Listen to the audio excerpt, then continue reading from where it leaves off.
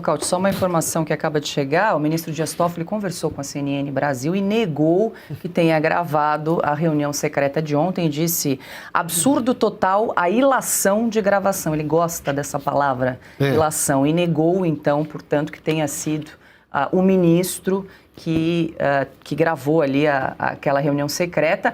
Conversando com o nosso repórter Christian Costa, ele disse que os únicos integrantes da reunião eram os 10 ministros. Não tinha assessor, não tinha mais ninguém na sala secreta, onde eles ficaram reunidos por 3 horas. Então, alguém ali de dentro deve ter passado a informação, deve ter gravado essa reunião.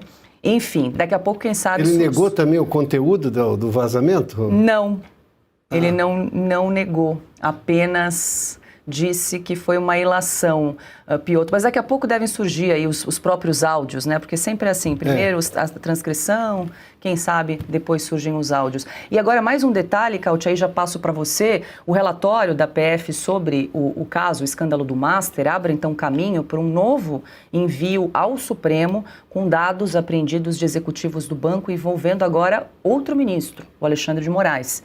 Informações indicam que Moraes trocou mensagens com o Daniel Worcaro e também foi citado em conversas sobre pagamentos.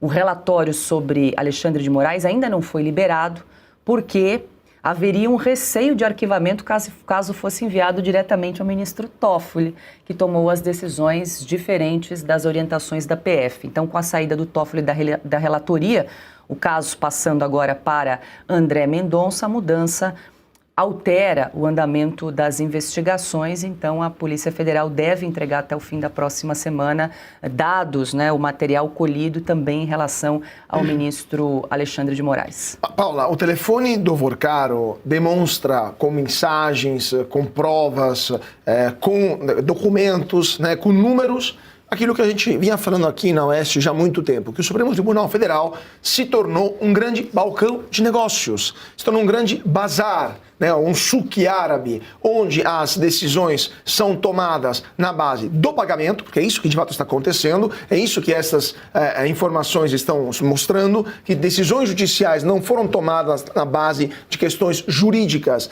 mas na base de pagamentos, aquilo que a gente já sabia que vinha acontecendo em outras ocasiões, porque quando a gente vê esposas de ministros do Supremo defendendo empresas que depois são absolvidas pelos próprios maridos, é óbvio, por multas bilionárias ou por outros casos, é óbvio que isso não foi de graça, né? E agora o Worcaro, que demonstra que os pagamentos foram para vários ministros do Supremo, de novo, o caso escandaloso do contrato de 130 milhões de reais com a esposa do ministro Alexandre de Moraes, que ainda mais escandaloso é que, além dela não ter nenhum preparo adequado para isso, ter um escritório de terceira linha, não ter atuado em basicamente nada, senão em um processo que perdeu. Além disso, Alexandre de Moraes vai lá e fala no meio da Corte Suprema que está tudo bem e que não podemos condenar esposas somente porque elas defendem empresas que depois são julgadas pelos maridos.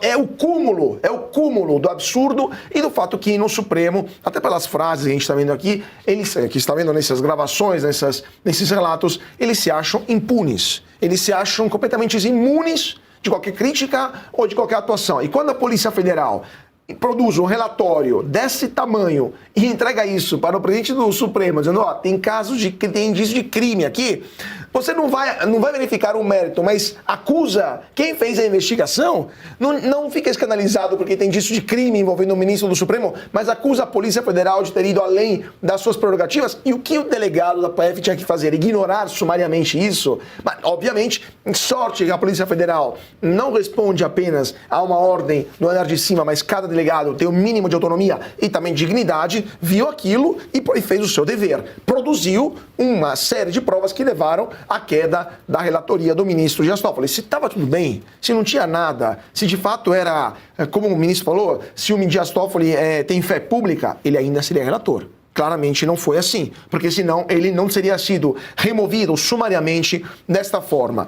E por último, Paula, mais uma vez, a luz do sol é o melhor desinfetante. A luz do sol é sempre o melhor desinfetante. Quando temos investigações como essas, quando emergem para a opinião pública casos espúrios, como esse pagamento de 20 milhões de reais para a família Toffoli, vindo do Vorcaro, ou o fato de que o resort tinha um valor de 400 milhões de reais e era administrado por uma empresa, a Maridit, que tinha um patrimônio, uma capital social de 150, administrada pelos irmãos e pelo primo de Toffoli, um dos quais padre também, e ninguém ficou rico nisso tudo. É claro que temos um problema. Então, mais uma vez, quando essas informações emergem, a opinião pública percebe o que está acontecendo, entende também que o Supremo Tribunal Federal não está lá para defender a Constituição como deveria, e sim para defender interesses espúrios de gente que acaba devolvendo o favor através de pagamentos milionários. Até porque, né, Cauti, a Polícia Federal tinha o dever de compartilhar os achados ali com possíveis indícios